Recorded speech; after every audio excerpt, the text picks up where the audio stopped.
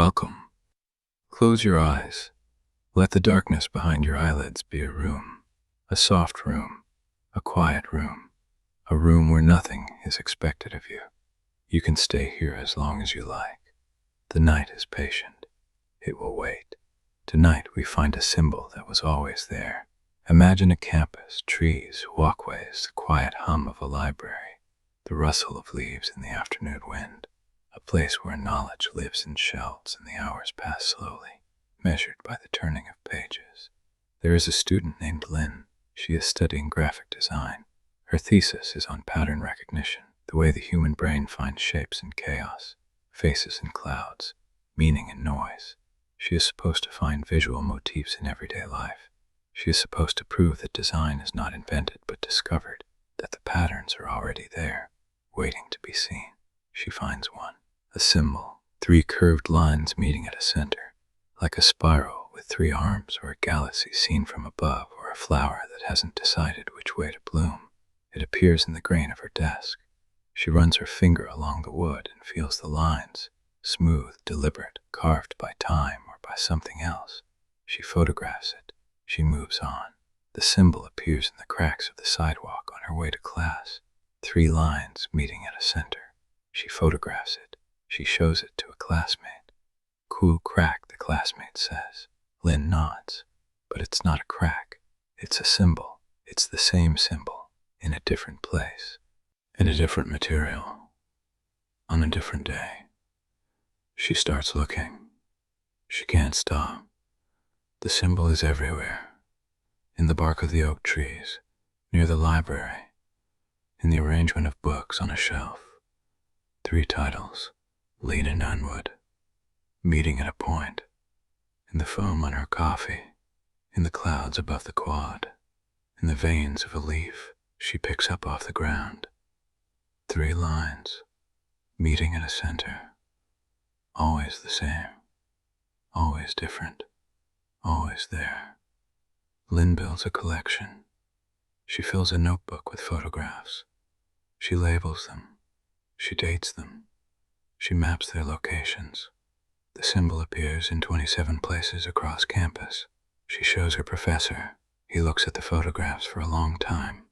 He flips through the pages. He busts the notebook down. "These are coincidences," he says. "Pareidolia. The brain sees patterns. It's what brains do. You're a designer. You're trained to see structure. But structure isn't the same as meaning." Lynn knows you're wrong. She knows this is different. Pareidolia is random. This is not random. This is specific. This is precise.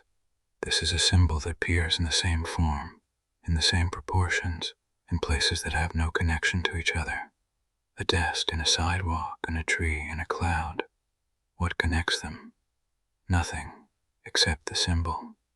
The symbol connects them. The symbol was there before Lynn saw it. The symbol will go there after she stops looking. She starts seeing it in places that cannot be coincidence. The title of a book. She picks up at random. The typography contains the symbol in the curve of a letter. The license plate of the car in front of her at a stoplight. 3 numbers arranged in the shape. The scar on her own forearm. A scar she has had since childhood. A scar she always thought was a birthmark. She looks at it now under the light and sees 3 curved lines meeting at a center. It is the symbol. It has always been the symbol. Lynn touches the scar. She traces its outline with her finger. It is smooth, old, part of her. She has carried the symbol on her body for her entire life, and she never saw it. She never looked. She was not ready to see. She goes to the library. She searches for the symbol in old books, in archives, in the margins of manuscripts.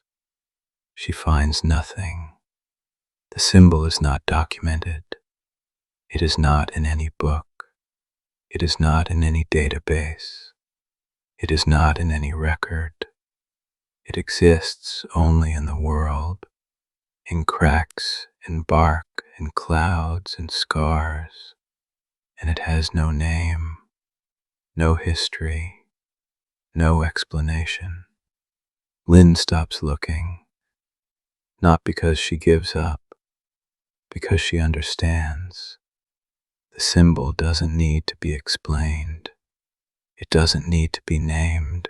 It doesn't need to be understood. It is there. It has always been there. It will always be there. It is part of the structure of things, as fundamental as gravity, as quiet as light.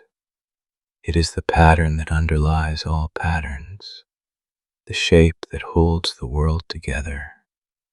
She incorporates the symbol into her thesis. She draws it on the cover page. She uses it as a motif throughout the document. She presents it to her committee. They read the thesis. They examine the photographs. They discuss the theory. They grade it. No one notices the symbol. No one mentions it. No one sees what Lynn sees. She graduates. She stops seeing the symbol. It fades. Slowly. Day by day.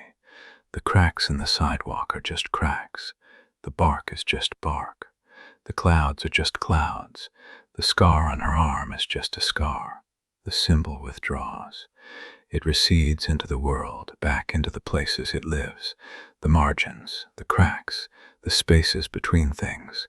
Lynn is not sure if it went away, or if she stopped being needed, if the symbol was waiting for someone to see it, and now that she has seen it, it can rest. Or if it is still there, still everywhere, and she simply lost the ability to perceive it. She doesn't know which is worse. She touches her scar, the 3 lines, the center. She remembers seeing it. She remembers what it felt like to find something that was always there. She misses it, quietly, the way you miss a language you used to speak, a place you used to live, a dream you can't quite recall. And you are not in that library. You are in your bed. The walls around you are solid. The door is closed. There are no symbols in your walls, no patterns in your clouds, no scars on your arms that you haven't already named. The night is quiet. The dark is soft. And you are safe. You are warm. You are home. Sleep now. Sleep deep.